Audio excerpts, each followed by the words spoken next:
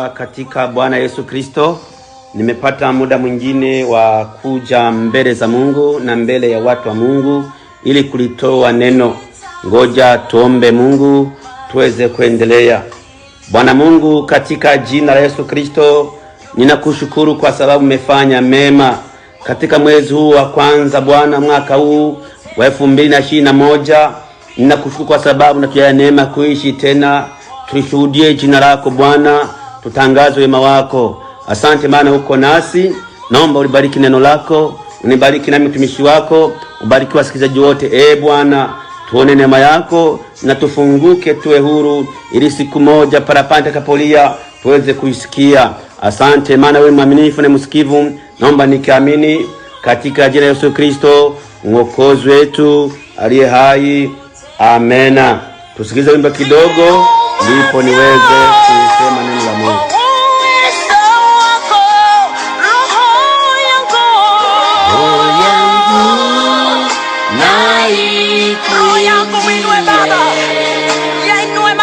Ni Mungu aliyekuweka, ni Mungu aliyekuumba roho yako. Kuna Mungu mwingine zaidi yeye awezaye kutenda mambo makubwa roho yako. Haleluya.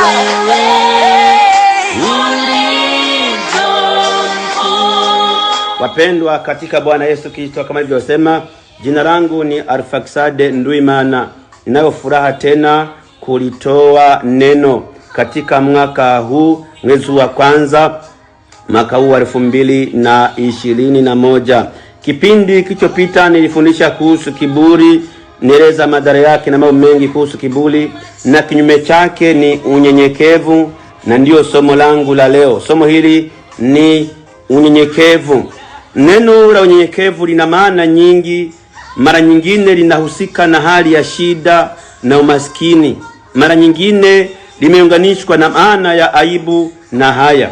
Lakini maana yake halisi inahusika na tabia ya utulivu, adabu ya kujikana, upole, neema, uvumilivu na ustahimilivu. Uvumilivu katika maana hii ni tabia inayompendeza Mungu sana. Kinyume chake, yani kiburi, ni uovu mmojawapo unaomchukiza sana. Hesabu 12 sura ya 3, Mithali 6:16 hadi 17. Yesu Kristo ni kielelezo kikubwa cha unyenyekevu. Katika tendo la kujikana kabisa, mwana wa Mungu wa milele alinyenyekeza kiasi cha kuchukua maumbile ya mwanadamu, na mwishoni alikufa ili aokoe watu wenye dhambi. Wafilipi sura ya 2 aya ya 5 hadi ya 11. Wafilipi sura ya 2 mstari wa 5 hadi 11.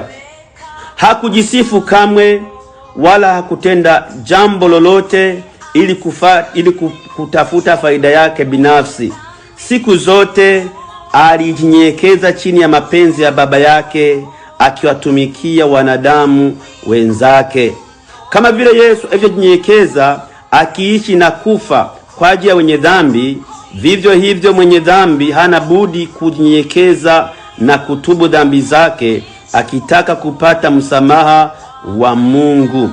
Mungu hamupi mwenye dhambi sababu ya kujisifu juu ya jambo lolote ambalo yeye angeweza kujipatia. Hawezi kufanya jambo lolote ila kukubali udhaifu wake mbele ya Mungu, na hivyo apokee neema yake kwa unyenyekevu. Warumi sura ya 10 mstari wa 3 hadi wa 4.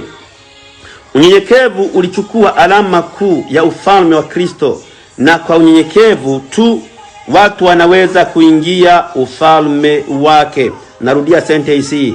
Unyenyekevu ulikuwa alama kuu ya ufalme wa Kristo, na kwa unyenyekevu tu watu wanaweza kuingia ufalme wake. Mathayo sura 18 mstari wa 1 hadi wa 4. Kuwa kama vitoto, Biblia inasema hivyo. Wakristo wana wajibu kujifunza unyenyekevu maishani mwao. Ni sehemu ya maisha yao ambayo Mungu aliwaitia. Efeso sura 4 mstari wa 2, Kolosai 3:12. Ni alama mojawapo ya ufalme wa Mungu. Mathayo 20:20 hadi 27. Anayetaka kuwa mkubwa awe mtumishi wa wengine. Haleluya! Ni matokeo ya kazi ya Roho Mtakatifu maishani mwa mtu binafsi. Wagalatia 5:23. Kama Wakristo wanatakiwa kujifunza unyenyekevu, lazima wawe tayari kuchukua sehemu ya chini na kuwatumikia wengine. Narudia, kama Wakristo wanatakiwa wajifunze unyenyekevu, lazima wawe tayari kuchukua sehemu ya chini na kuwatumikia wengine. Uvumilivu wa namna hii unasaidia kujenga ushirika wa kweli katika kanisa. Inawazuia Wakristo wasije wakashindana wao kwa wao ili waone nani aliye mkubwa miongoni mwao. Marko 9:33 hadi 36. Watu watafutao hali ya juu na sifa wanaweza kupata wanachotafuta, lakini thawabu wao inakuwa ya muda mfupi tu. Mathayo sura ya 6 mstari wa 1 hadi 6. Na kusoma tena hapo Mathayo sura ya 6 mstari wa 16. Ukisoma utaona vizuri mambo yanayosema. Usifanye kuonyesha watu.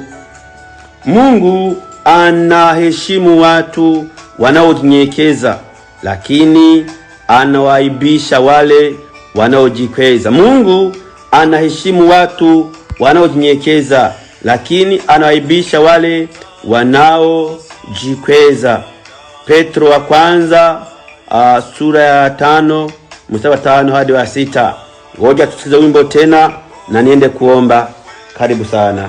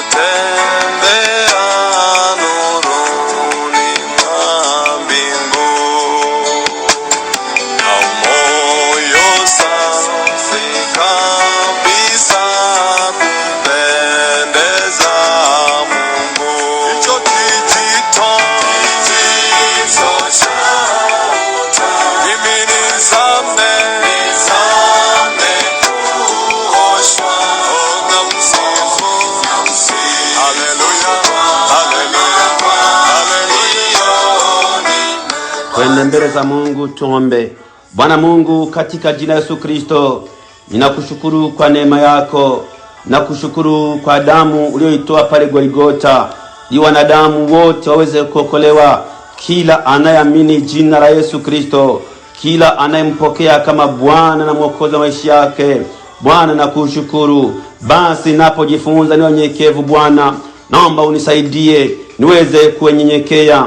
naombea na watu wako wanaosikiza ni wako. Bwana, kila mtu ajifunze kunyenyekea, asionekane mwenye kiburi, kwa sababu nachukia sana kiburi. Kwa jina la Yesu Kristo, Wakristo wote tunatakiwa kujifunza unyenyekevu. Nami naomba Bwana uendelee kunifundisha unyenyekevu, niweze kuwa mnyenyekevu Bwana, ili tuweze kumaliza safari yetu tulianza salama salimini, katika jina la Yesu Kristo. Roho Mtakatifu atuwezeshe kuwa watu wanyenyekevu kwa jina la Yesu Kristo. Neema yako ikatuzunguke, damu ya Yesu Kristo ikamzunguke kila mtu anayetamani kunyenyekea. Bwana mabwana, Bwana majeshi, neema yako ikatuzunguke, damu ya Yesu Kristo ikatutakase kabisa, neno lako likafanye kazi yake ndani ya maisha yetu. Wewe ni mwema, wewe ni mtakatifu, unatupenda. Naomba katika mwaka huu wa 2021 tuweze kwa watu wanyenyekevu, walioko tayari kwa ajili ya mbingu, wanaosubiri parapanda iliye. Kwa jina la Yesu Kristo utupe uwezo wa kushinda dhambi zote na kiburi kikiwemo, tukishinde. Tuweze kuwa wanyenyekevu, kila mtu Bwana aweze kuwa kama nako ulivyosema, umwezeshe ambaye anashindwa, namu niwezeshe. Asante Mungu, maana upo kwa ajili yetu. Utusaidie, utuwezeshe, katika jina la Yesu Kristo naomba nikiamini, amen. Amen. Basi Mungu abariki neno lake na abariki na wasikilizaji. Mungu ni mwema. Amen.